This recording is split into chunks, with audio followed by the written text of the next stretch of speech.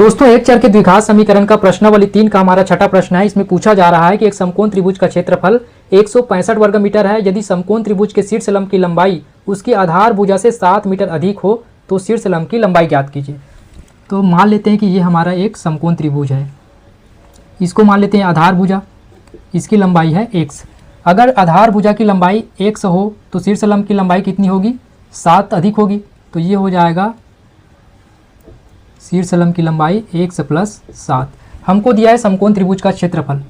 समकोण त्रिभुज का क्षेत्रफल बराबर दिया है 165 वर्ग मीटर।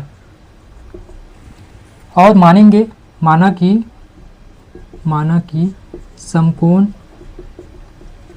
त्रिभुज के आधार भुजा की लंबाई, समकोण त्रिभुज के आधार भुजा की लंबाई को मानेंगे x मीटर। तो समकोण त्रिभुज के शीर्ष लंब की लंबाई, आधार भुजा की लंबाई को x मानेंगे तो समकोण त्रिभुज के शीर्ष लंब की लंबाई क्या हो जाएगी? 1/7 हो जाएगी, 7 मीटर अधिक है। तो ये हो जाएगा 1/7 मीटर।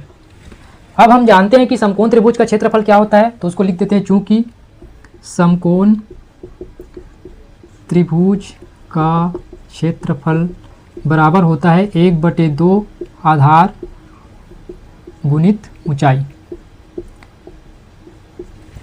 तो हमको दिया है समकोण त्रिभुज का क्षेत्रफल 165 वर्ग मीटर। तो यहाँ पर रखेंगे 165 बराबर 1/2 आधार भुजा की लंबाई को हमने क्या माना है? x माना है। तो यहाँ पे हो जाएगा x। और ऊंचाई, शीर्ष लंब की लंबाई ही ऊंचाई होता है। तो शीर्ष लंब की लंबाई क्या है? 1/7। तो ऊंचाई की जगह रखेंगे 1/7।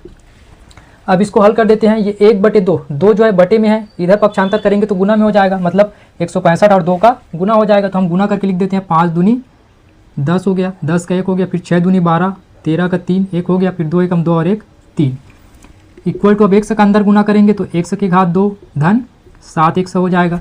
अब इस 330 को उधर पक्षांतर कर देंगे तो क्या हो जाएगा? x की घात 2 धन 7x ऋण 330 हो जाएगा बराबर 0। इसको मान लेते हैं समीकरण 1। अब इस समीकरण को हल करके x का मान ज्ञात करेंगे। तो हमको क्या करना पड़ेगा? इसके लिए इसके मध्य पद को तोड़ना पड़ेगा। तो तोड़ेंगे कैसे? मान लेते हैं इसके मध्य पद को तोड़ना है तो हम x की घात 2 का गुणांक देखेंगे। इसका गुणांक क्या है? 1 है। और हमारा अचर पद क्या है? 330 है। दोनों का गुना करेंगे तो आता है 330। अब 330 को ऐसे दो भाग में तोड़ना है कि गुना करने पर 330 आ जाए और जोड़ने या घटाने पर 7 आ जाए। अगर समझ में ना आए कैसे तोड़ना है तो क्या करेंगे? इसका पहले गुणनखंड निकाल देंगे।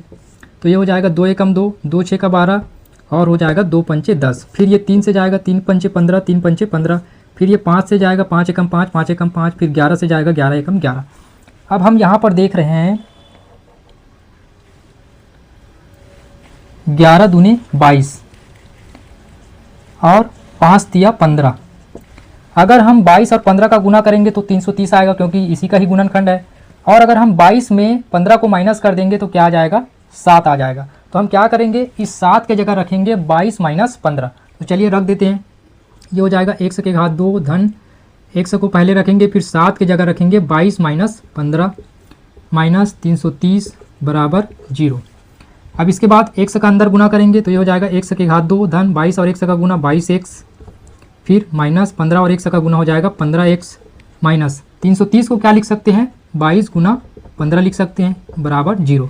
अब इन दोनों को देखते हैं, दोनों में क्या उभयनिष्ठ निकल सकता है? यहाँ भी x है, यहाँ भी x है, x उभयनिष्ठ निकल गया तो अंदर यहाँ बच गया x प्लस ये बच गया 22। फिर यहाँ से माइनस 15 दोनों में है तो माइनस 15 को उभयनिष्ठ निकाल देंगे। अंदर क्या बचेगा? यहाँ माइनस निकल गया तो प्लस x हो गया, माइनस निकल गया तो प्लस हो जाएगा और यहाँ पर बच जाएगा 22 बराबर 0। यहाँ भी x धन 22 है, यहाँ भी x धन 22 है, उभयनिष्ठ निकल जाएगा x धन 22। अंदर बचेगा ये x और ये माइनस 15 बराबर हो गया 0।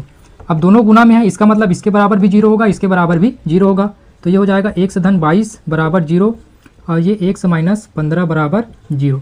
तो 22 को उधर पक्षांतर करेंगे तो x बराबर माइनस 22 हो जाएगा। 15 को उधर पक्षांतर करेंगे तो x बराबर 15 हो जाएगा। चूंकि x का मान ऋणात्मक नहीं हो सकता है तो x बराबर क्या होगा? 15 होगा। मतलब समकोण त्रिभुज के आधार भुजा की लंबाई कितना होगी? 15 मीटर होगी। अतः समकोण त्रिभुज के आधार भुजा की लंबाई x बराबर होगा 15 मीटर।